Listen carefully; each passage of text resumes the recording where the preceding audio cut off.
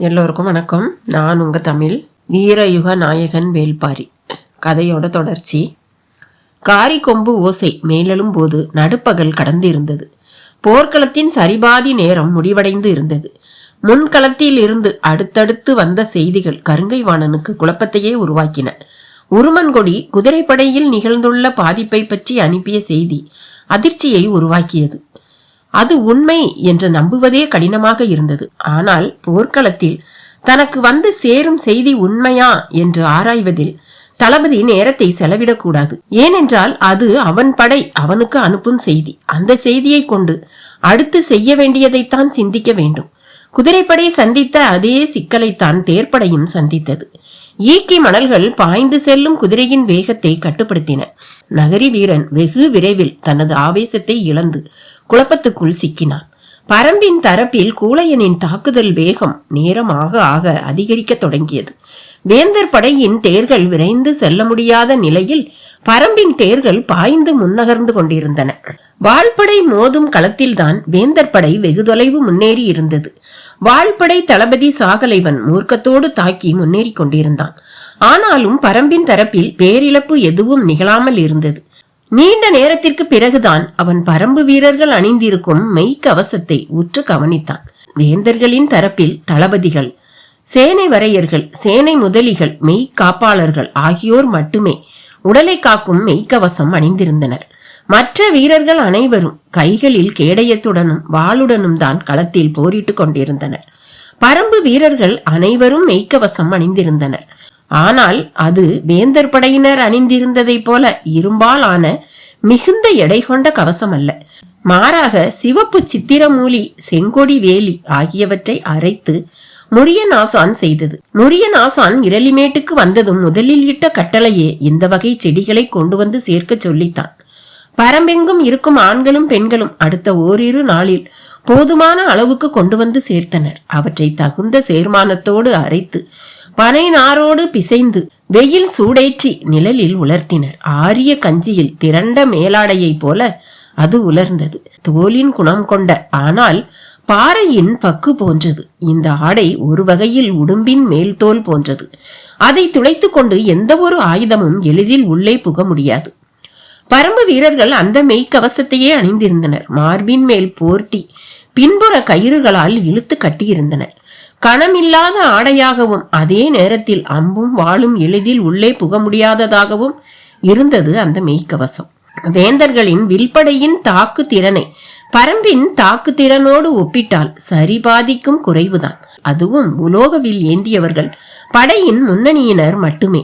அவர்களின் அம்புதான் வீரியத்துடன் சீறின. மற்ற வீரர்களின் அம்புகளோ பரம்பு வீரர்கள் நிற்கும் தொலைவை வந்தடையும் போதே உயிரற்றதாகி விடுகின்றன.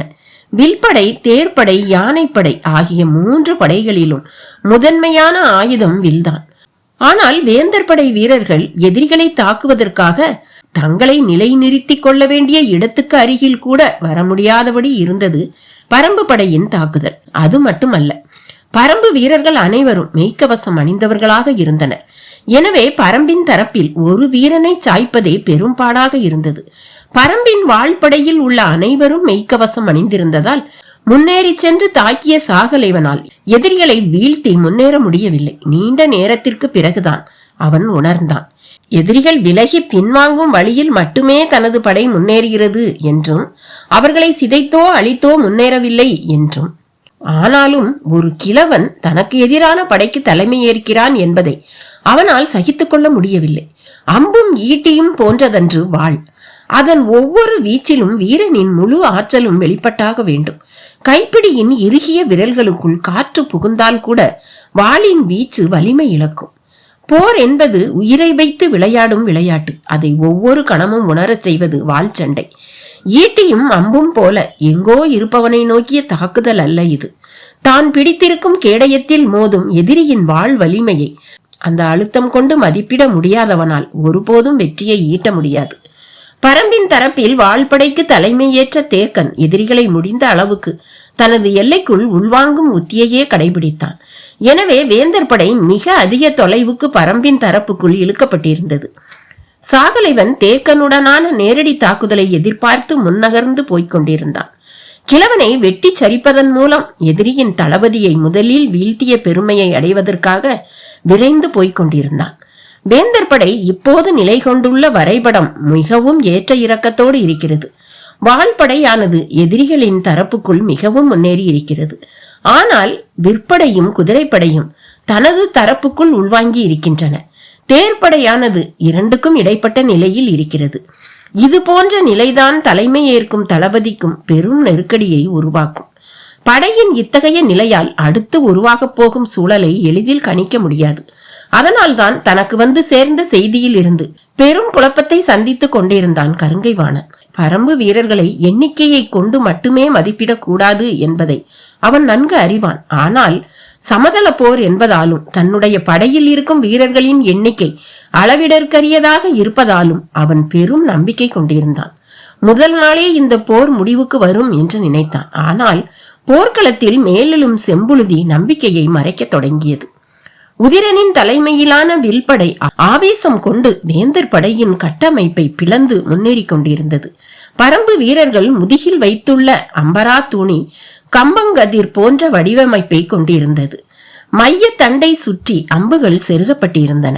வெவ்வேறு வகையான அம்புகள் அதற்கு தக்க உயரத்தில் இடம் பிடித்திருந்தன.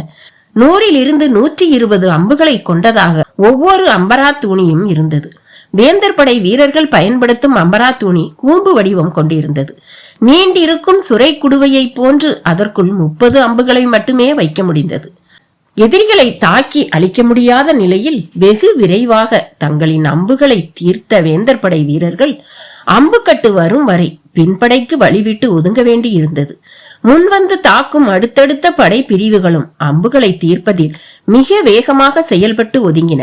உதிரனின் தலைமையிலான வில்படை தடைகளற்ற வேகம் கொண்டிருந்தது. தாகம் மேலிட வீரர்களிடம் களைப்பு உருவாக தொடங்கியது. கதிரவனின் வெப்பத்தால் தட்டியங்காட்டு கருமணலெங்கும் வெப்ப வளையங்கள் உருவாகி கொண்டிருந்தன. காலையிலிருந்து பேர் ஆவேசத்தோடு போரிட்டு கொண்டிருக்கும் வீரர்களின் உடலில் நீர் வற்றி தாகம் ஏற்பட பெரும் அயர்வுக்குள்ளானார்கள்.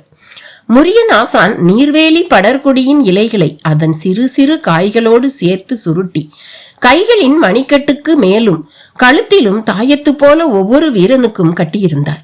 தாகம் மேலிட்டு மயக்கம் வருவது போல இருந்தால் அந்த தாயத்தை அப்படியே கடித்து தின்றுவிடுங்கள் என்று சொல்லி இருந்தார். அந்த இலையும் காயும் உடனடியாக நீர்ச்சத்தை சுரக்கக்கூடியவை. பரம்பு வீரர்கள் மிகச் சிலரே தாயத்தை கடித்தனர்.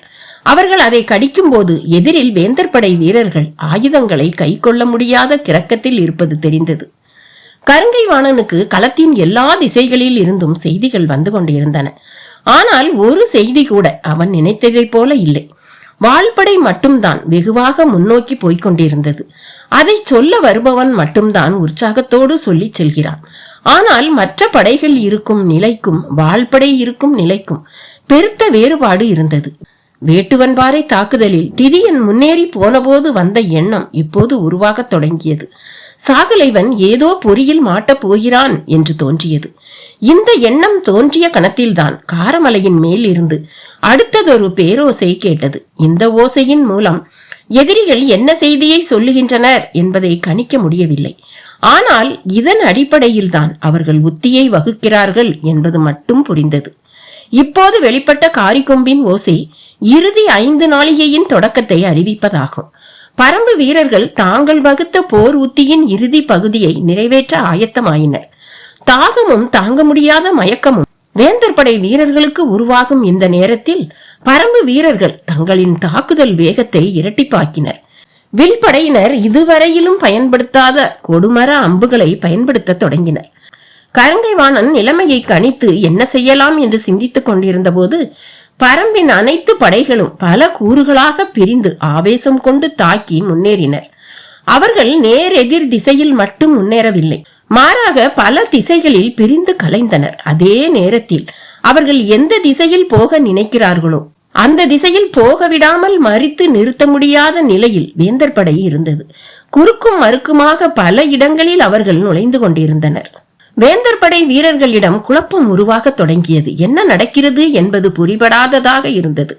முதல் நிலை படையில் இருந்த வீரர்களுக்கு உடனடியாக அம்புக்கட்டு தேவைப்பட்டது. அவர்களுக்காக ஆயுதவாரியின் உத்தரவின் பேரில் யானை ஒன்று அம்புக்கட்டை ஏந்தி முதல் நிலை படைக்குள் நுழைந்தது. எங்கும் கூச்சலும் மோதலின் பேரோசையுமாக இருந்தது. கருங்கைவாணன் சாகலைவனுக்கு உத்தரவு அனுப்பினான். தொடர்ந்து முன்னோக்கி செல்லாதே என்று அவன் சொல்லிய செய்தியை கொண்டு சென்றான் வீரன் ஒருவன். நீண்ட நேரமாக குதிரைப்படையின் தளபதி உருமன் கொடியிடம் இருந்து எந்த செய்தியும் இல்லையே என்று சிந்தித்தான் கருங்கைவாணன். அந்த எண்ணம் தோன்றிய போதுதான் ஆயுதக்கட்டை கொண்டு வந்த யானையின் பிளிரல் போர்க்களம் முழுவதும் எதிரொலித்தது. சட்டென பின்புறம் திரும்பி பார்த்தான் கருங்கைவாணன். முடியன் எரிந்த மூவிலை வேல் யானையின் செவிப்புறத்தில் இறங்கு குழியில் குத்தி இறங்கியது. போர்க்களம் முழுவதும் எதிரொலித்தது யானையின் பிளிரல். தேரில் நின்றபடியே அடுத்த மூவிலை வேலை கையில் எடுத்தான் முடியன். அதை எறிவதற்குள் முடியனை தாக்க வேண்டும் என நினைத்த கருங்கைவாணன் தன்னிடம் இருந்த வில்லில் நான் ஏற்றிய போது மத்தகத்தின் இடது முனையில் குத்தி உள்ளே இறங்கியது அடுத்த மூவிலை வேல். கல்லூசிகளும் எஃகு ஊசிகளும் பன்றியின் முன்கொம்பால் செய்யப்பட்ட நீள் ஊசியும் கொண்ட பரம்பின் தனித்துவமான ஆயுதம் மூவிலை வேல். 3 திசைகளில் விரிந்திருக்க குத்தப்பட்ட வேகத்தில் யானை வெறிகொண்டு கழுத்தை மறுத்து அசைக்க வேலின் கூர்முனை துளைத்து உள்ளே சென்று கொண்டிருந்தது. ஏதோ நடக்கப் போகிறது என்று கருங்கைவாணன் நினைத்த போது அம்புக்கட்டுகளை பிரித்து கொடுப்பதற்காக யானையின் மேலேயும் பக்கவாட்டிலும் நின்றிருந்த 12 வீரர்கள் தூக்கி வீசப்பட்டனர். யானையின் பிளிரலை விஞ்சியது வீசப்பட்ட வீரர்களின் ஓலம். கீழே விழுந்தெழுந்த பாகன் ஒருவன் குத்தப்பட்டிருந்த ஈட்டியை பிடுங்க முயன்றான். அப்போதுதான் அந்த பயங்கரம் அரங்கேறத் தொடங்கியது.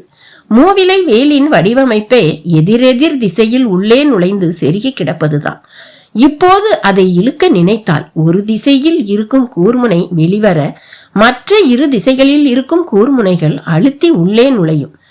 எஃகு ஊசியும் கல்லூசியும் பன்றை கொம்பு இருக்கும் கூர் ஊசியும் மத்தகத்தின் இடது சப்பைக்குள் கிழித்து இறங்க யானை வெறிகொண்டு சுழற்றியது துதிக்கையை. வேந்தர் படை வீரர்களுக்கு நடுவே நின்றிருந்த அதன் தாக்குதல் கன நேரத்துக்குள் பன்மடங்கு ஆவேசமடைந்தது. எறும்பு கூட்டங்களை நசுக்குவது போல திறன் கொண்ட படையணியை நசுக்க தொடங்கியது. யானை தனது கட்டுப்பாட்டை இழந்து தாக்குதலை தொடங்கிவிட்டது என்பதை அறிந்த கருங்கைவாணன் அதை குத்தி வீழ்த்துங்கள் என்று பெருங்குரல் எடுத்து கத்தினான். வழக்கமான போர் ஈட்டிகளை கொண்டு யானையை வீழ்த்திவிட முடியாது. கூர்வால் செருகப்பட்ட பெரிய ஈட்டியாலும் தந்த ஈட்டியாலும் தான் யானையை தாக்கி வீழ்த்த முடியும். அதுவும் இந்த யானைக்கு முன்னெற்றியிலும் பக்கவாட்டிலும் சங்கிலிகளால் பின்னப்பட்ட போர்க்கவசம் பொருத்தப்பட்டிருந்தது. வீரர்கள் தங்களை காப்பாற்றிக் கொள்ள யானையை வீழ்த்தியே ஆக வேண்டிய நிலை உருவானது.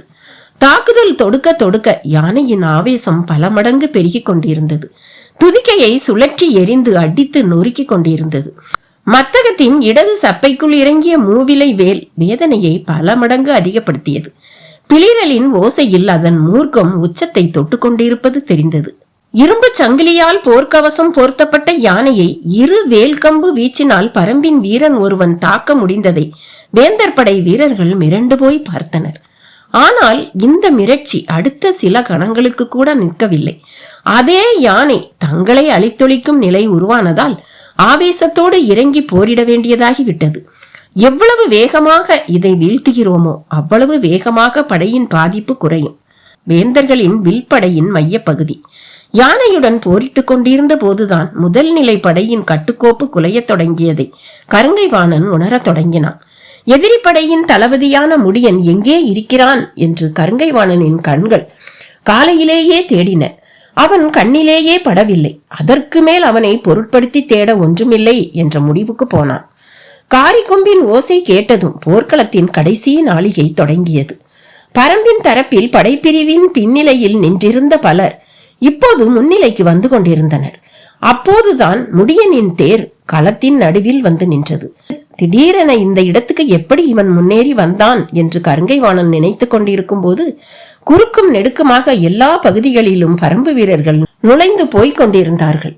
குளவன் திட்டின் மேல் இருந்த பாரி இப்போதுதான் முதன்முறையாக குகைக்குள் இருக்கும் விளக்கை பார்த்தான். காலையிலிருந்து போர்க்களத்தை விட்டு அவன் கண்கள் விலகவில்லை. இருளி கிழவனோ காலையிலிருந்தே குகைக்குள் இருக்கும் விளக்கைத்தான் பார்த்து கொண்டே இருந்தான். போர்க்களத்தின் பக்கம் திரும்பவே இல்லை. விளக்கின் சுடர் ஈட்டி போல மேல் நோக்கி எரிந்து கொண்டிருந்தது. இப்போது காற்றோ காற்றியோ வீசினால் வேந்தர் படையின் நடுப்பகுதியில் நின்றிருக்கும் எண்ணிலடங்கா வீரர்கள் கன நேரத்தில் தாக்கப்பட்டு சரிவார்கள். முதல் நிலை படையில் பெரும் குழப்பம் நிலவி கொண்டிருக்கும் சூழலில் இரண்டாம் நிலை படையின் மீது பெரும் தாக்குதல் நடந்தால் படையின் தன்மை மொத்தமும் குலையும். இறுதி நாளிகையின் போது ஏற்படும் பதற்றத்தை பரம்பு வீரர்கள் மிக திறமையாக கையாண்டு எதிரியின் படைகளை நடுங்கச் செய்வார்கள் என்று பாரி கருதினான். ஆனால் கொம்மனும் கும்மையும் அவனுக்கு உதவ ஆயத்தமாக இல்லை. கணவாயின் பின்புறம் இருந்த அவர்கள் வாய் திறந்து ஊத மனமின்றி இருந்தனர். இருளி கிழவனின் மனம் காற்றியை அனுப்ப சொல்லி கொம்மையிடம் மன்றாடி கொண்டிருந்தது. திட்டமிடலின் போதே கல்லுளி வேர் தாக்குதலை எப்போது நடத்துவது என்பதை பற்றி முடிவு ஏதும் எடுக்கவில்லை. எப்போது காற்றும் காற்றியும் வருவதை அறிவிக்க காரிக்கொம்பின் உச்ச ஓசை கேட்கிறதோ அப்போது அதை பயன்படுத்த வேண்டும். அதை தவிர மற்ற உத்திகள் எல்லாம் முன் திட்டமிடல் செய்யப்பட்டவைதான். தேர்ப்படையின் கடைசி நிலையில் இருந்த ஈங்கையன் இப்போது முன்னிலைக்கு வந்தான். இதுவரை கண்ணிலேயே படாமல் இருந்த தளபதி முடியன் எதிரி படையின் நடு கூறினை பிளந்து முன்னேறி கொண்டிருந்தான். எங்கும் பேய் கூச்சல் கேட்டுக்கொண்டிருந்தது. போர் யானை எளிதில் வீழ்வதாக இல்லை. அது வேந்தர் படையின் நடுவில் இருந்ததால் எந்த நேரம் எந்த பக்கம் திரும்பும் என்ற பதற்றம் எல்லோருக்கும் இருந்தது. அனைவரின் கவனமும் அதை நோக்கி திரும்பியது. காரமலையின் மேலிருந்து இறுக்கி செடியின் பால் கொண்டு வரையப்பட்ட குறியீடுகள் பகல் நேர ஒளியிலும் துல்லியமாக மின்னிக் கொண்டிருந்தன. பிளந்து முன்னேறும் பரம்பு படையின் அணித்தலைவன் யாரோ அவன் மட்டும் அதை அண்ணாந்து பார்த்து படையை அதற்கேற்ப வழிநடத்தி கொண்டிருந்தான். குறுக்கும் நெடுக்குமாக பாம்புகள் ஊர்வதைப் போல பரம்பு படை நுழைந்து கொண்டிருந்தது. இவர்கள் எங்கே எதை நோக்கி போகிறார்கள் என்பது வேந்தர் படைக்கு புரியாத குழப்பமாகவும் இருந்தது. எல்லா வீரர்களும் மெய்யுறை கவசம் அணிந்திருப்பதால் அம்பு தாக்கி எளிதில் அவர்கள் வீழ்வதில்லை. ஆனால் அவர்களின் அம்புகளோ ஈட்டி போல் வேகம் கொண்டு தாக்குகின்றன. முடியனின் தேர் பெருமரத்தின் நடுவே இறங்கும் இரும்பு ஆப்பு போல வேந்தர் படையின் நடுப்பகுதியில் இறங்கிக் கொண்டிருந்தது. முன்னோக்கி செல்லும் முடியனின் தேரை தடுத்து நிறுத்த உத்தரவிட்டபடி அவனை நோக்கி விரைந்தான் கருங்கைவாணன். இப்போது ஈங்கையனின் தாக்குதல் தொடங்கியது. கரும்பாக்குடியில் சோழர் படையின் தாக்குதலை மிகச்சில வீரர்களை கொண்டு அழித்து முடித்தவன் ஈங்கையன். அவனையும் அவனது கூட்டத்தையும் காப்பாற்றிய பரம்புக்காக மட்டுமின்றி கண்ணெதிரே தனது குலத்தை அழித்த சோழர்களை பழிவாங்குவதற்காகவும் களத்தில் இருந்தான். சோழனின் முத்திரை தொங்கிய தேர் ஒன்றில் அதன் தளபதியரில் ஒருவனான நகரி வீரன் இருப்பதை பார்த்தான். அவனை நோக்கி இடியென தாக்கி முன்னேறினான் ஈங்கையன். முன் பதித்த தாக்குதலை சற்றே மாற்றி ஈங்கையனை நோக்கி திருப்பினான் நகரி வீரன். ஆனால் அதற்குள் அவன் படையின் பெரும் பகுதியினர் முன்திசை தாக்குதலில் இருந்து வெளிவர முடியாத நிலையில் இருந்தனர். கூழையனின் தாக்குதலில் இருந்து யாரையும் விலக்க முடியாத நிலையில் ஏறக்குறைய தான் சூழப்பட்டுள்ளோம் என்பதை அவன் உணர தொடங்கினான். இந்த நிலையில்தான் எதிரி படையின் இடுப்பு பகுதியை பிளந்து முன்னேறி கொண்டிருந்தான் முடியன். அவன் எதிர்பார்த்த நேரம் நெருங்கிக் கொண்டிருந்தது. இதற்கிடையில் காற்றோ காற்றியோ வீசினால் போர்க்களத்தில் எதிரி படையின் கட்டுப்பாடு சீர்குலையும். அது வீசாவிட்டாலும் பாரி தீட்டிய திட்டப்படி அழித்தொழிக்கும் தாக்குதலை நடத்த வேண்டும். இறுதி நாளிகையின் இறுதி பகுதி நெருங்கிக் கொண்டிருந்தது. எல்லா திசைகளிலும் கலைந்து பிரிந்த பரம்பு வீரர்கள் களத்தின் நடுவில் வந்து இணையத் தொடங்கினர். பெரும் சங்கிலி பிணைப்பால் கருங்கைவாணன் அமைத்த முதல்நிலை படையின் மைய பகுதியை சூழ்ந்தனர். கட்டற்று நகரும் அதன் வேகத்தின் முகப்பில் சென்று கொண்டிருந்தான் பரம்பு தளபதி முடியன். சங்கிலி தொடரின் வெளிப்புறம் இருந்தான் கருங்கைவாணன். என்ன நடக்கிறது என்று அவனால் உணர முடியவில்லை. ஆனால் நிலைமை கைமீறி கொண்டிருக்கிறது என்பது மட்டும் புரிந்தது. இந்த நிலையில் இரண்டாம் நிலையில் நிறுத்தப்பட்ட பெரும்படைக்கு தாக்குதல் உத்தரவை வழங்கலாமா என்று சிந்தித்தான். ஆனால் அவனது போர்க்கள அனுபவம் அந்த தவறை செய்வதிலிருந்து அவனை காப்பாற்றியது. இன்றைய நாளின் இறுதி பகுதியை நெருங்கிக் கொண்டிருக்கிறோம். முதல் நிலை படை பெரும் குழப்பத்துக்கு உள்ளாகியுள்ளது. யானை பெரும் சேதத்தை ஏற்படுத்தியுள்ளது. எதிரிகள் படையின் நடுப்பகுதியில் குவிந்துள்ளனர். நம் தளபதிகள் எதிரிகளின் ஆவேசம் மிக்க தாக்குதலால் இழுக்கப்பட்டு படைகளை முறையற்று இயக்கிக் கொண்டிருக்கிறார்கள். இந்த நிலையில் இரண்டாம் நிலை படையை இந்த கடைசி நேரத்தில் தாக்குதலுக்கு இறக்க வேண்டாம். அது நமது வலிமையின் உள்ளார்ந்த ஆற்றலை வீரர்களிடம் குறைத்துவிடும்.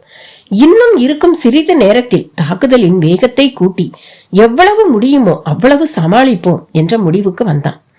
வேந்தர் படை தளபதி கருங்கைவாணன் குழப்பத்திலிருந்து ஒரு முடிவுக்கு வந்தபோது பரம்பு படை தளபதி முடியன் தெளிவில் இருந்து முடிவெடுக்க முடியாத குழப்பத்துக்கு போனான். திட்டமிட்டபடி தாக்குதல் உத்திகளை நடத்தி பல்வேறு கூறுகளாக பிரிந்து எதிரிப்படையின் நடுப்பகுதியில் இணைந்து விட்டோம். ஆனால் இந்நேரம் இங்கு வந்து சேர்ந்திருக்க வேண்டிய இரவாதன் இன்னும் வந்து சேரவில்லை. குதிரைப்படையின் ஆற்றல் மிகு தாக்குதலால் தான் சூழப்பட்டுள்ள எதிரிகளை முற்றிலும் அழித்தொழிக்க முடியும். இல்லை என்றால் இந்த தாக்குதல் திட்டத்தை நிறைவேற்ற முடியாது. தேர்ப்படையும் வாழ்படையும் எதிரிகளின் கவனத்தை முழுமையாக திசை திருப்பி எவ்வளவு தொலைவுக்கு வெளியில் இழுத்து கொண்டு போக முடியுமோ அவ்வளவு தொலைவுக்கு வெளியே கொண்டு போக வேண்டும். உதிரனின் தலைமையிலான பரம்பின் வலிமை மிகுந்த வில்படை இடது முனையில் இருந்து உத்தி பிரித்து களத்தின் நடுப்பகுதிக்கு வந்து கூட வேண்டும். அந்த நேரத்தில் களத்தின் இடது முனையில் இருந்து இரவாதன் தலைமையிலான குதிரைப்படை நடுவில் நிற்கும் வில்படையோடு இணைய வேண்டும். அப்போது இடையில் சிக்கியிருக்கும் எதிரிகளின் படையை முழுமுற்றாக அழித்தொழிக்க வேண்டும் என்பதுதான் வகுக்கப்பட்ட திட்டம். இந்த திட்டத்தில் கணிக்க முடியாதது காற்றின் வீச்சு மட்டுமே. அது எந்த கணத்தில் நிகழ்கிறதோ அந்த கணத்தில் அதற்கேற்ப முன்னோக்கி தாக்கும் உத்தியை செயல்படுத்துவது என்று முடிவெடுக்கப்பட்டது. முன் முடிவின்படி பரம்பு வீரர்கள் அனைத்தையும் மிகச் சிறப்பாக செய்து முடித்தனர். ஆனால் இரவாதனின் தலைமையிலான குதிரைப்படை மட்டும் முடியன் நிலை கொண்டுள்ள நடுப்பகுதிக்கு வந்து சேரவில்லை. தொலைவில் அவனது படை குறிப்புக்கான பதாகையும் கண்ணில் தெரியவில்லை. தாக்குதலுக்கான உத்தரவை பிறப்பிப்பதா அல்லது காலம் தாழ்த்துவதா என்ற குழப்பத்தில் சிக்கினான் முடியன். திட்டமிட்டபடி முடியன் நிலை கொண்டுள்ள நடுப்பகுதிக்கு தன்னால் போய் சேர முடியாது என்ற முடிவுக்கு வந்தான் இரவாதன். பரம்பின் குதிரைப்படைதான் எதிரிகளை பேரழிவுக்கு உள்ளாக்கியது. காலையில் இருந்து அதன் வேகம் உருமன் கொடியை நிலைகுலைய வைத்து தற்காப்பு நிலைக்கு தள்ளியது. ஆனால் நடுப்பகலுக்கு பிறகு மனிதர்களால் எப்படி இந்த நிலத்தின் வெக்கையை நீரின்றி பொறுத்து கொள்ள முடியவில்லையோ அதே சிக்கலை குதிரைகளும் சந்தித்தன. இதற்கான மாற்று ஏற்பாடு எதுவும் செய்யப்படவில்லை. அதுவும் காலையிலிருந்து கனப்பொழுது கூட நிற்காமல் ஓடிய பரம்பின் குதிரைகள் காரிக்கொம்பின் இரண்டாம் ஓசை கேட்டபோது மிகவும் களைத்து போயிருந்தன. இவ்வளவு களைத்திருக்கும் குதிரைகளை கொண்டு எதிரிகளின் குதிரைப்படையை பிளந்து உள்ளே நுழைந்தால் நமது தரப்புக்கு இழப்பு அதிகமாகும் என்று கணித்த இரவாதன் வேறு வழியே இன்றி திட்டத்தை செயல்படுத்தும் முடிவை கைவிட்டான். கருங்கைவாணனோ எதிரிகளின் உத்திகளுள் நமது முதல் நிலை படை கடுமையாக சிக்கிக்கொண்டது, இருக்கும் சிறிது நேரம் வரை பாதியாக குறைக்கும் உத்தியை மட்டும் கடைபிடிப்போம் என்ற நிலையை எடுத்தான். அப்போதுதான் நீல்சங்கின் ஓசை தென்மூலையில் கேட்டது. என்ன இது என்று பரம்பு தளபதிகளுக்கு புரியவில்லை. ஆனால் ஓசை கேட்ட கணம் திடுக்கிட்டு திரும்பினான் கருங்கைவாணன். அது தளபதி கொல்லப்பட்டு விட்டால் உடனடியாக தலைமை தளபதிக்கும் அரசனுக்கும் சொல்லும் குறிப்பு. தன் தளபதி ஒருவன் கொல்லப்பட்ட செய்தி ஒரு கணம் நடுங்குறச் செய்தது. உடனடியாக அந்த திசை நோக்கி குதிரையை விரைவுபடுத்தினான். கடைசி சில நாளிகையில் தளபதி கொல்லப்பட்டால் அந்த படையணி முழுமுற்றாக அழிய அதிக நேரமாகாது. பாதிப்பை குறைக்க வேண்டும் என்ற வேகத்தோடு விரைந்தான் கருங்கைவாணன். எதிரி படைக்குள் ஏறி உள்நுழைந்து சென்றது தேர்ப்படை தளபதி நகரி வீரனும் வால்படை தளபதி சாகலைவனும் தான். நகரி வீரன் சோழ நாட்டு தளபதிகளில் ஒருவன். அவனது வீரத்தை பற்றி பெரிதாக தெரியாது. ஆனால் சாகலைவன் பாண்டிய நாட்டின் இணையற்ற வீரன். எனவே அவன் கொல்லப்பட்டிருக்க வாய்ப்பில்லை என்று நினைத்த போது கருங்கைவாணனின் கண் பார்வையின் தொலைவில் நகரி வீரன் போரிட்டுக் கொண்டிருப்பது தெரிந்தது. கருங்கைவாணனால் நம்ப முடியவில்லை. குதிரையை வேகப்படுத்தி முன்னோக்கி விரைந்தான். வேந்தர்களின் வாள்படை அவனது கண்ணுக்கு தெரிந்தது. உற்று பார்த்தபடி உருவிய வாளோடு விரைந்தான். குதிரை எவ்வி பாய்ந்தது. பரன் மேல் இருந்த திசைவேளர் தன் கைகளை உயர்த்தினார். போர்க்களத்தின் இரு திசைகளிலும் இருந்த பரன்களின் மேலிருந்து எண்ணற்ற முரசுகள் ஒலிக்கத் தொடங்கின. தட்டியங்காடெங்கும் எதிரொலித்தது அந்த ஒலி. இன்றைய போருக்கான நாளிகை முடிந்தது என்று. பாய்ந்து சென்ற கருங்கைவாணனின் குதிரை சற்றே வேகம் குறைத்தது. வரவேண்டிய இடத்துக்கு வந்து சேர்ந்தான். எதிரில் தலை வெட்டப்பட்ட நிலையில் சரிந்து கிடந்தான் சாகலைவன். கொப்பளித்த குருதி மேலெல்லாம் பீச்சி அடித்திருக்க முகத்தை துடைத்தபடி விரிந்து கிடந்த தலைமுடியை உச்சந்தலையில் ஏற்றி கட்டி அருகில் இருந்த குதிரையின் மேல் தாவி ஏறினான் தேக்கன். போர்க்களத்திலிருந்து முரசின் ஓசையை கேட்டவுடன் இருளிக்கிழவன் விளக்கை ஊதி அணைத்தான். கொம்மனும் கொம்மையும் இன்றைக்கு உதவாமல் போனது அவனுக்கு மிகுந்த மன வருத்தத்தை உருவாக்கியது. பரம்பு வீரர்கள் காணவர்களுக்கு அளித்த வாக்குப்படி தட்டையங்காட்டில் யானை போர் நடப்பதை தவிர்த்து விட்டனர். சமவெளியில் உள்ளவர்கள் யானையை பயிற்றுவிக்கும் முறையுடனும் போரில் ஈடுபடுத்தும் முறையுடனும் ஒப்பிட்டு பார்த்தால் மலை மக்களின் ஆற்றல் அளவிடற்கரியது. சமவெளி மனிதர்கள் யானையை பழக்குவது எப்படி என்று மட்டும்தான் அறிந்தவர்கள். மலை மக்கள் யானையின் பழக்கங்களையெல்லாம் அறிந்தவர்கள். அதுவும் பரம்பில்தான் யானையுடனான ஆதிமொழியை உருவாக்கிய தந்தமுத்துக்காரர்கள் இருக்கின்றனர். அவர்கள் யானையை கைக்கொள்ளும் முறையை யாராலும் நினைத்து கூட பார்க்க முடியாது. இன்று யானை போர் நடந்திருந்தால் வேந்தர் படை பேரழிவை சந்தித்திருக்கும். எந்த ஒரு படையிலும் பெரும் வலிமை கொண்டது யானைப்படை பிரிவுதான். அது கடுமையாக தாக்கப்படும் போது மொத்த படையின் மனநிலையும் பெரும் பாதிப்புக்கு உள்ளாகும். யானைப்படை வீழ்ச்சியை சந்தித்து விட்டால் அதன் பிறகு மற்ற படை பிரிவுகளால் வலிமையான ஆற்றலை வெளிப்படுத்தி முன்னேறிவிட முடியாது. பரம்புக்கு இருந்த மிகச்சிறந்த வாய்ப்பு எதிரியின் யானைப்படையை நிலைகுலைய செய்வதுதான். ஆனால் கானவர்களுக்கு கொடுத்த வாக்கின்படி பரம்பு இன்று யானைப்படையின் மீதான தாக்குதலை முழுமுற்றாக விலக்கி கொண்டது. அதற்கு கைமாறு செய்யும்படி காற்றோ காற்றியோ இன்று வீசவில்லையே. இருளிக்கிழவன் மிகுந்த கவலை கொண்டான். பாரியிடம் சொல்ல அவனுக்கு வார்த்தை இல்லாமல் இருந்தது. கைகளை விரித்து காட்டி ஏதோ சொல்ல வந்தான். அதை அறிந்த பாரி, இயற்கை ஒருபோதும் நம்மை கைவிடாது, நாளை பார்ப்போம் என்று சொல்லி குதிரையில் ஏறினான். இரளிமேட்டின் குகைகளுக்கு சற்று கீழே வேங்கை மரத்தின் அடிவாரத்தில் பட்டாபிரை போன்ற அமைப்பு கொண்ட பெரும் திட்டுகள் இருந்தன. அங்குதான் இரவு பகலாக போர் பற்றிய பேச்சுக்கள் நடக்கின்றன. இன்றைய போர் பற்றியும் நாளைய தாக்குதல் பற்றியும் பேசுவதற்காக அனைவரும் காத்திருந்தனர். ஆங்காங்கே பந்தங்கள் எரிந்து கொண்டிருந்தன. மருத்துவ கூடாரங்களில் காயப்பட்டவர்களுக்கான மருத்துவம் நடைபெற்று வந்தது. முரியன் ஆசான் எண்ணற்ற மருத்துவர்களோடு தீவிரமாக பணியாற்றி கொண்டிருந்தார். முதுவேலன் நாளைய போருக்கான ஆயுதங்களை பிரித்து கொடுக்கும் வேலையை தொடங்கிவிட்டார். குகைக்குள்ளிருந்து ஆயுதங்கள் வெளியேறியபடி இருந்தன. மற்றவர்கள் அவரவர்களுக்கு ஒதுக்கப்பட்ட வேலைகளை செய்து கொண்டிருந்தனர். முடியனும் தேக்கனும் வேங்கை மரத்திட்டின் இடதுபுறத்தில் அமர்ந்திருந்தனர். அதற்கு நேர் எதிராக வாரிக்கையனும் கபிலரும் அமர்ந்திருந்தனர். அவர்களுக்கு அடுத்தபடியாக வேட்டூர் பழையனும் கூழையனும் இருந்தனர். இரவாதன், உதிரன், ஈங்கையன் ஆகியோர் வீரர்களோடு நாகக்கரட்டிலும் மருத்துவ கூடாரங்களிலும் இருந்தனர். பாரியும் காலம்பனும் இன்னும் வந்து சேரவில்லை. அவர்களின் வரவுக்காக அனைவரும் காத்திருந்தனர். குலசேகர பாண்டியனின் கூடாரத்துக்கு விடியஞ்சேரல், செங்கனச்சோழன், சோழவேளன், புதிய வெப்பன் ஆகிய 4 வந்து சேர்ந்தனர். சாகலைவனின் இறுதிச் சடங்குக்காக போயிருந்தான் கருங்கைவாணன். அவனோடு அமைச்சர்கள் 3 போயிருந்தனர். விசாரணைக்காக மையூர் கிளாரை வர சொல்லி இருந்தார் குலசேகர பாண்டியன். அரசு படைகள் பல வகைப்படுகின்றன. பன்னெடுங்காலமாக நாள் தவறாமல் ஆயுத பயிற்சியில் ஈடுபட்டு எந்த கணமும் போர்க்களம் புகுவதற்கு தகுதி கொண்ட படையே மூலப்படையாகும். எல்லா காலங்களிலும் அரசனின் நேரடி கட்டுப்பாட்டில் இருக்கும் படை இது ஒன்றே. அனைத்து வகை ஆயுத பயிற்சிகளும் இடைவிடாது வழங்கப்படுவதால் இந்த படையின் வீரர்களோ போர்க்களத்தில் வலிமையான தாக்குதலை நடத்தக்கூடியவர்களாக இருக்கின்றனர்.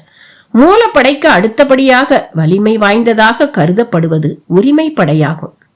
உரிமைப்படை வீரர்களுக்கு மானியமும் உண்பளமும் எல்லா காலங்களிலும் கொடுக்கப்படுகின்றன. அவற்றை பெற்றுக்கொண்டு ஆயுத பயிற்சியில் தொடர்ந்து ஈடுபடுவார்கள். அவர்கள் ஓர் இடத்தில் இருந்து அந்த பயிற்சியை மட்டும் மேற்கொள்பவர்கள் அல்ல. தத்தமது இடங்களில் இருந்து கொண்டு வெவ்வேறு பணியையும் செய்து கொண்டிருப்பார்கள். போருக்கான ஆணை வந்தவுடன் அரசனுக்காக போர்க்களம் புகுவார்கள். அவர்கள் உரிமைப்படை என்று அழைக்கப்படுகின்றனர். கூலி பெற்றுக்கொண்டு அதற்காக போராடுவோர் கூலிப்படை என்று அழைக்கப்படுகின்றனர்.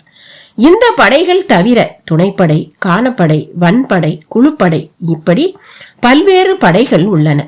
இவையெல்லாம் போர்க்களத்தில் ஆயுதம் ஏந்தும் படையணிகள். ஆனால் போர்க்களம் மட்டும் அல்லாமல் எல்லா காலங்களிலும் அரசனின் பாதுகாப்புக்கு என்றே உருவாக்கப்பட்டுள்ள படைதான் அகப்படை. இந்த படையானது அரண்மனையில் அரச பாதுகாப்பின் பொருட்டு பல்வேறு விதிமுறைகளை கடைபிடிக்க கூடியது. அரண்மனைக்குள் ஆயுதங்கள் வைத்துக் கொள்ளும் உரிமை யார் யாருக்கானது என்பதில் தொடங்கி அரசனிடம் பேசும்போது யார் யார் எவ்வளவு இடைவெளியில் நின்று பேச வேண்டும் என்பது வரை இந்த படையால் வரையறுக்கப்பட்டுள்ளது. அரசனுக்கு அணுக்க காவலர்கள் 2 எந்த நேரமும் உடன் இருப்பார்கள். மெய்க்காவலர்கள் 6 பேர் அரசருக்கும் அடுத்தவருக்கும் இடைநிலையில் குறுக்கிடாத நிலையில் இருப்பார்கள். ஆபத்து உதவிகள் 20 பேர் அரசர் இருக்கும் அவைக்குள் இருப்பார்கள். இவையெல்லாம் அரங்குக்குள் மட்டும் இருக்கும் ஏற்பாடு. இந்த வடிவங்கள் மூவேந்தர்களின் அரண்மனைகளில் ஒரு சில வேறுபாடுகளை கொண்டிருக்கும். பாண்டியனின் மெய்காப்பாளர்கள் ஆபத்து உதவிகள் என்றும், சோழனின் மெய்காப்பாளர்கள் வேளப்படையினர் என்றும், சேரனின் மெய்காப்பாளர்கள் காக்கு வீரர்கள் என்றும் அழைக்கப்படுகின்றனர். இதுபோல பெயர் மாறுபாடுகள் இருக்குமே தவிர அகப்படையின் அடிப்படை பணிகளில் மாறுபாடு எதுவும் இருக்காது. மூஞ்சல் உருவாக்கப்பட்டவுடன் அந்த நகருக்கு என்று தனித்த பாதுகாப்பு ஏற்பாடுகள் தேவைப்பட்டன. கடல் போல் பறந்து கிடக்கும் படை வீரர்களுக்கு நடுவில் பெரும் வேந்தர்கள் மூவரும் தங்கியுள்ளனர். எனவே மிகுந்த கட்டுப்பாடுகளை வகுக்க வேண்டி இருந்தது. அமைச்சர்கள் மூவரும் பேசி மூஞ்சலுக்கான அகப்படை ஒன்றை உருவாக்கினார்கள். 5 நிலை பிரிவுகளை கொண்ட அகப்படையின் கட்டுப்பாட்டில்தான் மூஞ்சல் இப்போது இருக்கிறது. போர் தொடங்கிய பிறகு அரச விதிகள் இரும்பாலான கையுறைகளை மாட்டிக்கொள்கின்றன. எளிதில் யாருக்கும் அது இரக்கம் காட்டுவதில்லை. மூஞ்சலின் அரண்களை காத்து நிற்பது முதல் நிலைப்படை. மூஞ்சலின் விதிகளை காப்பது 2ஆம் நிலைப்படை. மூஞ்சலுக்குள் இருக்கும் தனித்தனி கூடாரங்களை பாதுகாப்பது 3ஆம் நிலைப்படை. அரசர்களை சுற்றி நிற்கும் மெய்காவலர்கள் 4ஆம் நிலைப்படை. அணுக்க காவலர்கள் 5ஆம் நிலைப்படை. வரவழைக்கப்பட்ட மையூர் கிழார் முதல் 3 நிலைகளில் உள்ள காவலர்களை கடந்து கூடாரத்துக்குள் நுழைவதே பெரும்பாடாகி போனது. பேரரசர்கள் 3 அரச குடும்பத்தினர்களான சோழவேளன், பொதியவெற்பன் மற்றும் மகா சாமந்தனான கருங்கைவாணன் ஆகிய 6 மட்டுமே மூஞ்சலுக்குள் எந்நேரமும் நுழையக்கூடியவர்கள். இவர்களில் மூவேந்தர்கள் மட்டுமே எந்தவித ஆயுதமும் வைத்துக் கொள்ளும் உரிமை கொண்டவர்கள். சோழவேளன், பொதியவெற்பன் இருவரும் இடையிலக்க கருவிகளையோ அணுக்க கருவிகளையோ வைத்துக் கொள்ளக்கூடாது. ஈர்வாளையும் உடைவாளையும் வைத்துக் கொள்ளலாம். மெய்க்கவசம் பூணலாம். ஆனால் கருங்கைவாணன் மெய்க்கவசம் பூணக்கூடாது. குறுவாள் மட்டும் வைத்துக் கொள்ளலாம். இவற்றை தவிர மூஞ்சலுக்குள் வர அனுமதிக்கப்பட்டவர்களுக்கு தனித்ததோர் அடையாள வில்லை கொடுக்கப்பட்டிருந்தது. அது வைத்திருப்பவர்கள் விசாரணையின்றி உள்ளே அனுமதிக்கப்படுகின்றனர். வில்லைகளின்றி அழைக்கப்பட்டு உள்ளே வரும் யாரும் முழுமையான சோதனைக்கு பிறகே பேரரசர்களின் கூடாரங்களுக்குள் அனுமதிக்கப்படுகின்றனர். உடல் அசைவற்ற மொழியில் பேச அனுமதிக்கப்படும் அவர்கள் ஒரு கணத்தில் மெய்காவலர்களால் வாள் கொண்டு தலை சீவப்படும் இடைவெளியில்தான் நிற்க வைக்கப்படுகின்றனர். இப்போது அவ்விடம் நிறுத்தப்பட்டார் மையூர் கிழார். பாண்டிய பேரரசின் அரண்மனைக்குள் நுழையும் போது கூட அவர் இவ்வளவு நெருக்கடியான சோதனையை சந்தித்ததில்லை. ஆனால் மூவேந்தர்கள் ஒன்றாக உள்ள இடம் ஆதலால் கடும் சோதனைக்கு உள்ளானார். இந்த இடத்தில் மூஞ்சல் அமைக்கலாம் என்று சொன்னவரே அவர்தான். ஆனால் அவரிடம் நீதானே இந்த இடம் பற்றி சொன்னாய் என பேரரசர் கேட்டால் அவர் சட்டென தலையசைத்து விடக்கூடாது. அவர் பேச வேண்டிய முறை பற்றி அவருக்கு சொல்லிக் கொடுக்கப்பட்டுள்ளது. ஐயத்துக்கிடமான அசைவுகள் எந்த விளைவையும் ஏற்படுத்தக்கூடும். அவருக்கு பின்னால் நிற்கும் மெய்காவலர்களின் வாள் நீளத்தையும் சேர்த்தே அவரிடம் சொல்லி அனுப்பியுள்ளனர். மூஞ்சலுக்கு வர சொல்லி அழைப்பு வந்தபோதே மையூர் கிழாருக்கு பதற்றமானது. முதல் நாள் போரில் வேந்தர்கள் தரப்பில் பேர் இழப்பு நேர்ந்திருக்கிறது. போர் நிலத்தை பற்றி முழுமையான செய்திகள் தெரியாததால் தான் இழப்புகள் அதிகமாகி இருக்கின்றன என்று பேசிக் கொள்கிறார்கள். உள்ளுக்குள் சற்றே அச்சத்துடன் தான் வந்தார் மையூர் கிழார். உண்மையில் தட்டியங்காட்டை பற்றி வெங்கல் நாட்டு மக்கள் யாருக்கும் எதுவும் தெரியாது.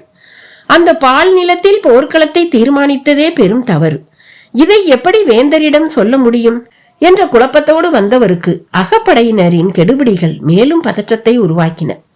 பேரரசர்கள் இருந்த அவையை பணிந்து வணங்கி தலை தாழ்த்தியபடி நின்றார் மையூர் கிழார்.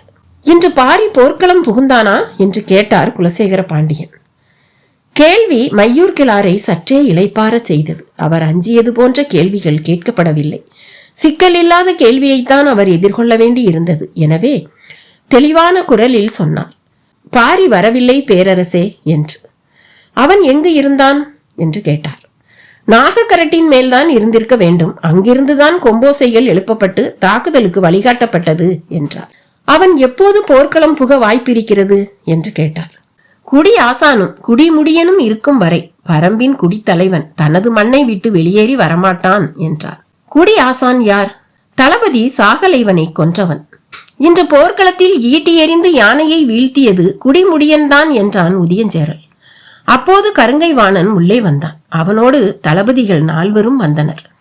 பேரரசர்களை வணங்கிவிட்டு இருக்கையில் அமர்ந்தான் கருங்கைவாணன். தளபதிகள் 4 எதிர்ப்புறமாக நின்றனர். மெய்க்கவசங்களோ ஆயுதங்களோ அவர்களிடம் இல்லை. போர்க்களத்தில் ஏற்படும் மரணங்களை அவையில் பேசக்கூடாது. நடந்த தாக்குதலை பற்றியும் நடக்க வேண்டிய தாக்குதலை பற்றியும் தான் பேச வேண்டும். எனவே சாகலைவனின் மரணத்தை பற்றிய பேச்சு அவையில் எழவில்லை. அவர்கள் ஏன் யானை போருக்கு வர மறுத்தார்கள் என்று கேட்டார் குலசேகர பாண்டியன். தெரியவில்லை பேரரசே. யானை போரில் நாம் அவர்களை வீழ்த்துவது கடினம்தான். எனவே அவர்கள் வர மறுத்தது நல்ல செய்திதான் என்றார் மையூர்கிழார். சாகலைவனின் இறுதிச் சடங்கை நடத்திய வெறியோடு வந்து உட்கார்ந்த கருங்கைவாணனுக்கு மையூர்கிழாரின் கூற்று மேலும் வெறியூட்டியது. வீற்றிருந்த ஐவருக்கும் அவரின் பதில் அதிர்ச்சியை கொடுத்தது. நம்மிடம் இருப்பதில் 10ல் 1 பங்கு யானைகள் கூட பரம்பின் தரப்பில் இருக்காது என்பதை நீங்கள் அறிவீர்களா என்று கேட்டான் அருகில் நின்றிருந்த யானைப்படை தளபதி உச்சங்காரி. எண்ணிக்கையில் என்ன இருக்கிறது தளபதியாரே என்று சொல்லி நிறுத்தி கொண்டார் மையூர்கிழார். மேலும் சினமூட்டும் பதிலாக இருந்தது அது. அவர்களிடம் இருந்தாலும் நம்மிடம் இருந்தாலும் யானைகள் யானைகள் தானே என கேட்டார் சோழவேலன். இதற்கு என்ன பதில் சொல்வது என்று மையூர்கிழாருக்கு தெரியும். ஆனால் எப்படி சொல்வது என்பது தான் விளங்கவில்லை. சற்றே அமைதியாக இருந்தார். ஏன் அமைதியாக நிற்கிறீர் என்று கேட்டார். நம்முடைய குதிரைகள் ஏன் ஓட முடியாமல் தேங்கி நின்றன? அவர்களின் குதிரைகள் எப்படி நாள் முழுவதும் ஓடின? இருவரிடமும் இருந்தவை குதிரைகள் தானே என்றார். கூர்மணல் குத்தி கிழிக்க முடியாதபடி அவர்களின் குதிரைகளுக்கு குளம்பு குரடு அமைக்கப்பட்டிருக்கிறது. நம் குதிரைகளின் குளம்பு குரடுகள் அதற்கு ஏற்ற வடிவில் இல்லை. எனவே நம் குதிரைகள் தொடர்ந்து ஓட முடியாமல் தேங்கிவிட்டன என்றான் குதிரைப்படை தளபதி உருமன்கொடி. நம் குதிரைகளுக்கும் அதே போன்று குளம்பு குரடுகள் இருந்திருந்தாலும் நாள் முழுவதும் நிற்காமல் ஓடிக்கொண்டே இருந்திருக்குமா என்று கேட்டார் மையூர்கிழார். எதிர்பாராத கேள்வியாக இருந்தது. பேரரசர்களுக்கு முன்னால் நடக்கும் உரையாடல் இது. எதிரியின் தரப்பில் சொல்லிக் கொள்ளும்படி எந்தவித இழப்பும் ஏற்படவில்லை. ஆனால் நம் தரப்பில் வாள்படை தளபதியை இழந்திருக்கிறோம். இந்த பின்னணியில் அவையில் பேசும் ஒவ்வொரு சொல்லையும் மிகுந்த கவனத்தோடு பேச வேண்டும் என்ற விழிப்போடு இருந்தனர் தளபதிகள் அனைவரும். மையூர்கிழாரின் கேள்விக்கு சட்டென விடை சொல்லிவிட முடியாத நிலை இருந்தது. அவையில் அமைதி நிலவியது. இவன் என்ன சொல்ல வருகிறான் என்று கூர்ந்து கவனித்தபடி இருந்தான் கருங்கைவாணன். தரையில் இருக்கும் குதிரைகளை விட மலையில் இருக்கும் குதிரைகளுக்கு ஆற்றல் அதிகம் என்று சொல்ல வருகிறீரா என்று கேட்டான் உருமன்கொடி. இல்லை, போர்க்குதிரை என்றாலும் ஆண் குதிரை சிறுநீர் கழிக்க வேண்டும் என்றால் நின்றுவிடும். அதனால் தான் எதிரிகள் ஆண் குதிரைகளை போரில் பயன்படுத்துவதில்லை என்றார் மையூர்கிழார். ஒரு கணம் உருமன்கொடி ஆடி போனான். இப்படியொரு காரணத்தை அவன் எதிர்பார்க்கவே இல்லை. ஆண் குதிரைகளின் ஆற்றல் உணர்ந்து அவற்றையே நாம் முன்கள படைகளில் பயன்படுத்துகிறோம். அது மட்டுமல்ல, நாள் முழுவதும் குதிரைகள் களத்திலே நிற்க வேண்டிய தேவை இருப்பதால் காலையிலேயே நன்றாக நீர் குடிக்க விட்டுத்தான் களத்துக்கு கொண்டு வருகிறோம். நம்முடைய தேர்வும் முன்னேற்பாடுகளுமே போர்க்கள செயல்பாட்டுக்கு எதிரானதா? பேச்சற்று நின்றான் உருமன்கொடி. தலை குனிந்து பேசத் தொடங்கிய மையூர்கிழாரின் குரல் தளபதிகளை தலை குனிந்தே நிற்க வைத்துக் கொண்டிருந்தது. இதற்கு முன்பு நடைபெற்ற போர்களில் பரம்பு வீரர்கள் யாரும் மெய்க்கவசம் அணிந்ததில்லை. இந்த போரில் வீரர்கள் அனைவரும் மெய்க்கவசம் அணிந்திருக்கின்றனர். நாம் அணியும் இரும்பாலான மெய்க்கவசத்தை விட பல மடங்கு எடை குறைவானதாகவும் ஆயுதங்களால் எளிதில் உள்நுழைய முடியாததாகவும் இருக்கிறது அது என்றார். முன்கூட்டியே எப்படி இவ்வளவு ஏற்பாடுகளை செய்தார்கள் என்று கேட்டான் உதயஞ்சேரல். நான் அறிந்தவரை பரம்பு வீரர்கள் போர் என்று வந்தால் எதிரிகளை ஒரு பொருட்டாக மதித்ததே கிடையாது. முதல் முறையாக அவர்கள் போருக்கான முன்னேற்பாடுகளை செய்துள்ளார்கள். இந்த செயலுக்கு உள்ளே இருப்பது நமது படை வலிமையை பற்றிய அச்சம். அந்த அச்சத்தை ஊதி பெருக்க வேண்டும். அவர்களின் வலிமையை பொருட்டாக நினைக்க கூடாது. அவர்களின் அச்சத்தை கையாள்வதை பற்றியே நாம் சிந்திக்க வேண்டும் என்றார். மையூர்கிழாரின் சொற்கள் போர்க்களத்துக்கு தேவையான ஆயுதமாக இருப்பதாக கருங்கைவாணன் கருதினான். ஆனால் குலசேகர பாண்டியனின் எண்ணம் வேறாக இருந்தது. பரம்பை பற்றி நமக்கு முழுமையாக தெரிவிக்காமல் அவனது கூற்றின் முக்கியத்துவத்தின் வழியே நம்மை அவனது விருப்பத்தின் வடிவத்துக்குள் இழுக்கிறான் என்று அவருக்கு தோன்றியது. சரி, நீ போகலாம் என்றார். ஆழமானதோர் உரையாடலை சட்டென வெட்டி தள்ளுவது போல இருந்தது குலசேகர பாண்டியனின் உத்தரவு. மையூர்கிழார் அவையை வணங்கி வெளியேறினார். பாரி வேங்கை மரத்திட்டுக்கு வந்ததும் பேச்சு தொடங்கியது. சற்றே சினத்தோடு இருந்தான் வேட்டூர் பழையன். யானை போரை தவிர்க்கும் வாக்கை நாம் காணவர்களுக்கு வழங்கியிருக்க கூடாது. எதிரிகள் ஆடுகளைப் போல யானைகளை கொண்டு வந்து நிறுத்தி இருந்தார்கள். நமது தாக்குதல் இன்று யானைப்படையில் இருந்திருக்குமே ஆனால் எதிரிகள் நிலைகுலைந்து போயிருப்பார்கள். நாம் மிகச்சிறந்த வாய்ப்பை தவறவிட்டு விட்டோம் என்றார். வேட்டூர் பழையனின் கவலை எல்லோருக்கும் புரிந்தது. இன்று எதிரிகளின் யானைப்படை தாக்கப்பட்டிருந்தால் அவர்களது படையின் கட்டுக்கோப்புகள் மொத்தமாக சீர்குலைந்திருக்கும். ஆனால் எதுவும் இன்று நடக்கவில்லை. காலை முதல் மாலை வரை பரம்பு வீரர்கள் கடுமையாக போரிட்டாலும் முன்புற படையணியின் ஒரு பகுதியை மட்டும்தான் அழித்தொழிக்க முடிந்தது.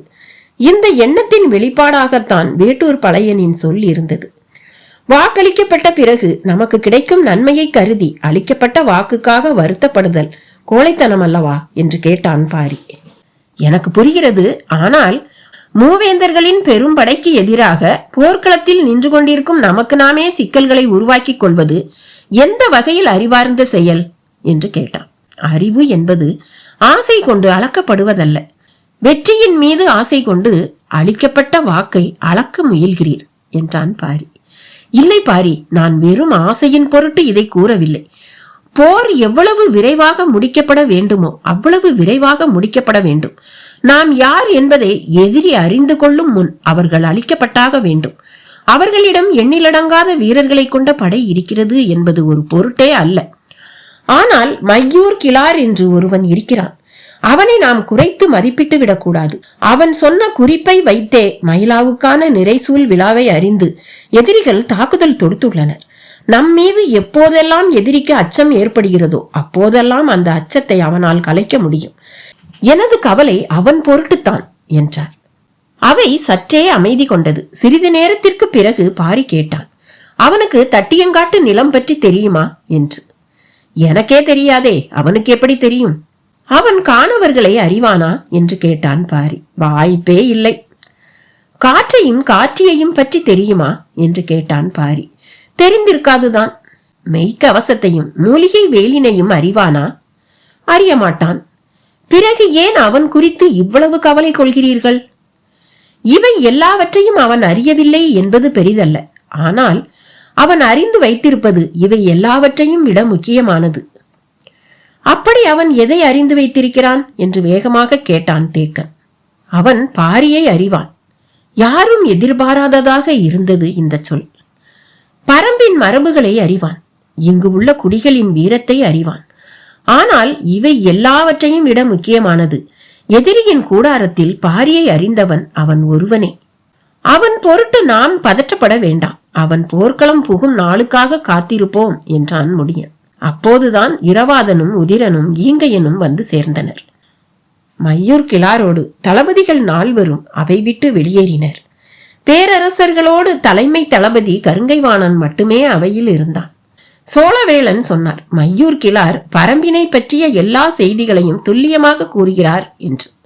இல்லை, வெங்கல் நாட்டுக்கு கொடுத்திருக்கும் ஒரே வேலை எதிரிகளை பற்றி செய்தி சேகரிப்பதுதான்.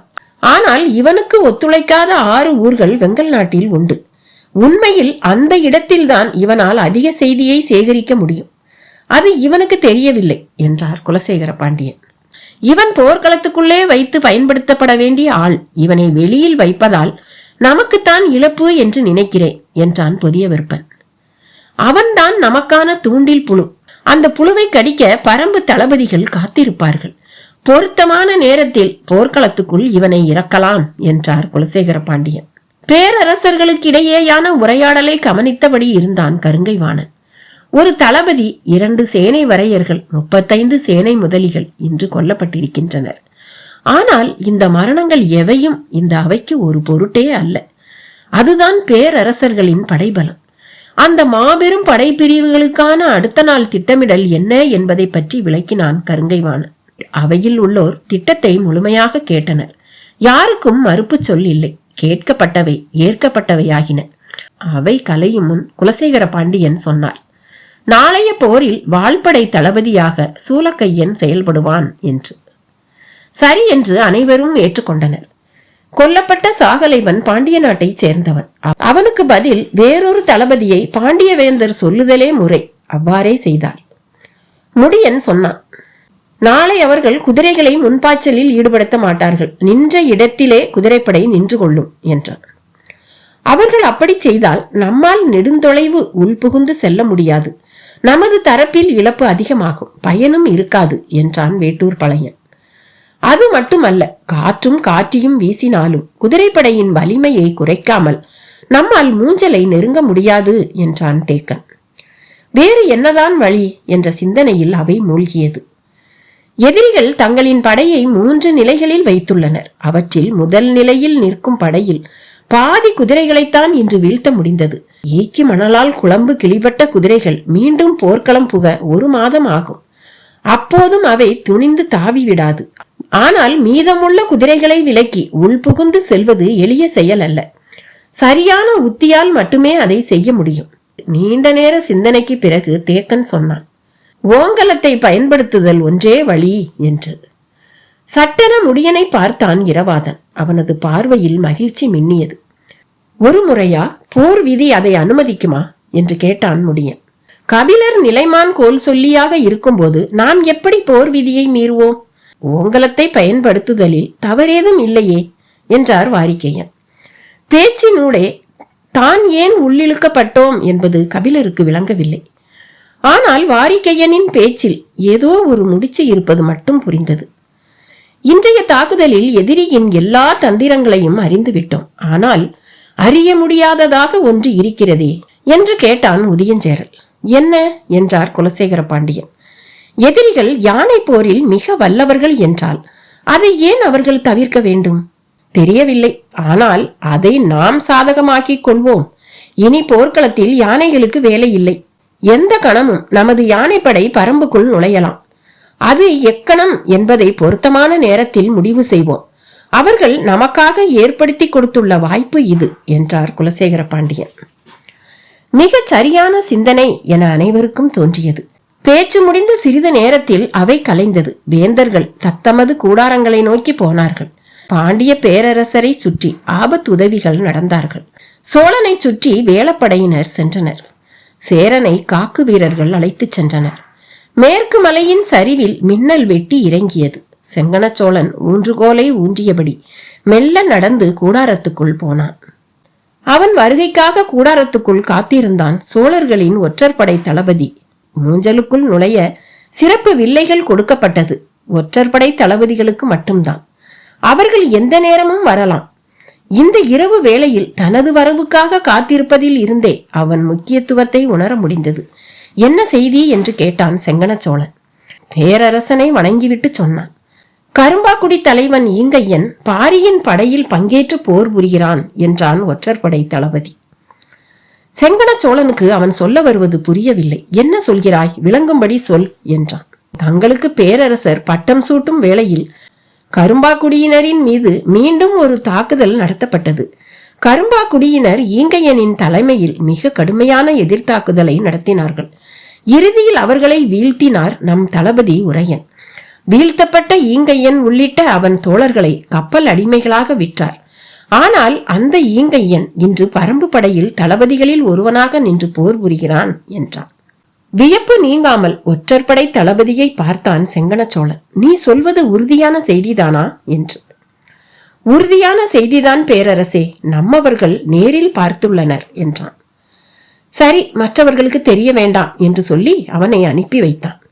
குலசேகர பாண்டியன் கூடாரத்துக்குள் நுழைந்த போது அங்கேயும் ஒருவன் இருந்தான். பேரரசரை வணங்கிவிட்டு சொன்னான். எதிரிகள் தரப்பில் இன்றைய போரில் பங்கெடுத்தவர்களை மதிப்பிட்டோம். நமது படையோடு ஒப்பிட்டால் அவர்களின் படை 20ல் 1 பங்குதான் இருக்கும். இன்றைய போரில் இறந்தவர்களை மதிப்பிட்டோம். நமது தரப்பில் இறந்தவர்களோடு ஒப்பிட்டால் எதிரிகள் தரப்பில் இறந்தவர்களின் எண்ணிக்கை 20ல் 1 பங்கு கூட இருக்காது. அதற்கும் குறைவுதான் என்றான். வேங்கை மரத்திட்டில் கூடி இருந்தவர்கள் பேச்சு முடிந்து கலைந்தனர். உறங்குவதற்காக 6வது குகையை நோக்கி போனான் பாரி. அவன் சென்ற சிறிது நேரத்தில் அந்த குகையை நோக்கி உதிரன் போனான். பாரி தங்கும் குகையை நாள்தோறும் தளபதி ஒருவன் காத்து நிற்க வேண்டும் என்பது முடியனின் உத்தரவு. பரம்பின் குரல் மீண்டும் ஒலிக்கும். இந்த கதையோட தொடர்ச்சி அடுத்த பகுதியில. பாய்.